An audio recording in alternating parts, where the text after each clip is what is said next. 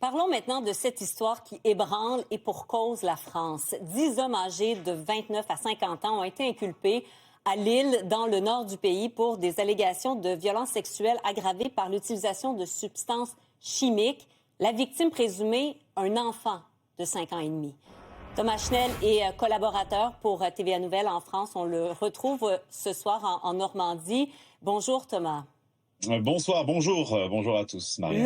Le jeune garçon aurait été mis en relation avec des hommes par l'intermédiaire de son propre père. Aussi terribles peuvent-ils être? Explique-nous les faits qui sont reprochés aux hommes accusés.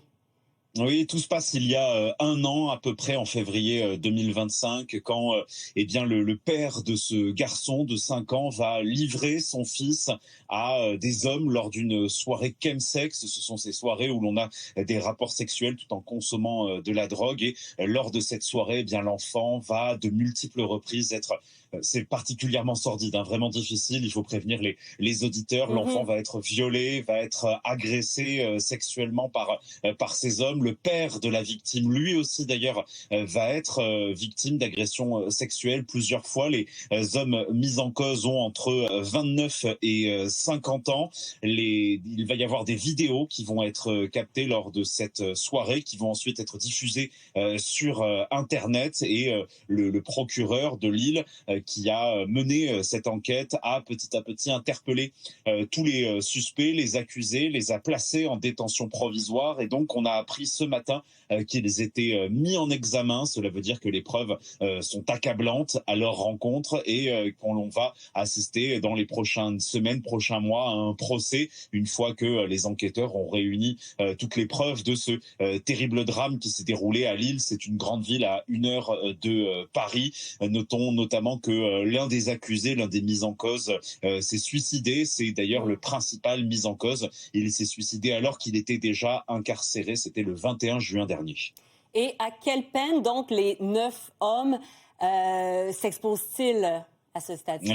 La peine maximale en France, c'est-à-dire la prison à perpétuité ou 30 ans de prison pour viol, agression sexuelle, ainsi que pour torture et actes de barbarie. On ne sait pas tous les détails, évidemment, de cette soirée dramatique qui s'est déroulée. L'enfant de 5 ans et demi, lui, depuis, a bien évidemment été retiré de la garde de son père. Il réside avec sa mère, mais on imagine évidemment les traumatismes, et surtout, ça a provoqué beaucoup d'émoi ici en France quand on a appris cette mise en examen de ces hommes aujourd'hui.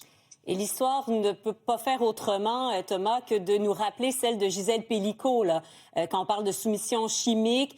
Gisèle Pelicot, qui, par ailleurs, publie un livre dans 2 semaines, le 17 février prochain. On le voit, ce livre, le titre est « La joie de vivre ». Qu'est-ce qu'on va retrouver dans ce livre-là, Thomas?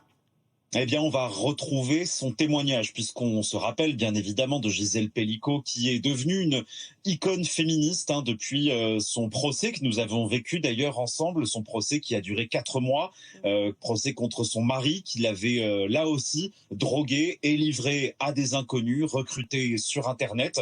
Et donc Gisèle Pelicot, qui est aujourd'hui âgée de 72 ans, ne s'est plus exprimée depuis la fin du procès. Et là, eh bien, elle va publier son livre, ce sont ses mémoires, où elle va raconter comment elle a survécu à ces années, cette dizaine d'années où elle a été violée à son propre domicile par tous ces hommes recrutés par son mari. Alors ce livre va bientôt être publié. D'ailleurs, il va être publié dans une vingtaine de pays. Il va être traduit dans une vingtaine de langues pour une sortie mondiale pour celle qui espère faire changer la honte de Caen.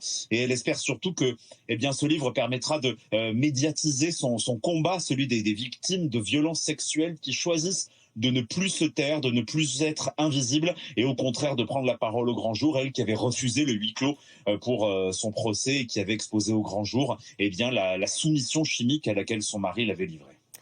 Que d'histoires terribles. Merci beaucoup, Thomas. Merci Marianne. Au revoir.